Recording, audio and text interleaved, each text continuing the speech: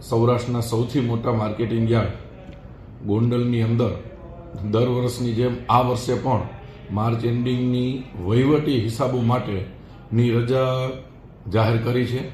રજા આ વખતે 25 માર્ચથી લઈ અને 2 એપ્રિલ સુધીની રહેશે. દર વખતે 7 દિવસની રજા હોય, પણ આ વખતે 2 દિવસ એટલે વધારવામાં આવે છે કે 1લી તારીખે બેંક હોલિડે છે અને 2જી તારીખે હનુમાન જયંતિ છે. તો માર્કેટિંગ યાર્ડની અંદર ઓફિસનો બધો જ વ્યવહાર ચાલુ રહેશે. ખાલી ઓક્શન બંધ રહેશે, એટલે ખેડૂતોએ આવવાનું નહીં રહે. અને જ્યારે અમે નવી જાહેરાત કરી ત્યારથી માલ આવક ચાલુ થઈ જશે રજાના આગલા 1-2 દિવસથી. અને 3 તારીખથી માર્કેટિંગ યાર્ડ રેગ્યુલર ધમધમતું પાછું થઈ જશે.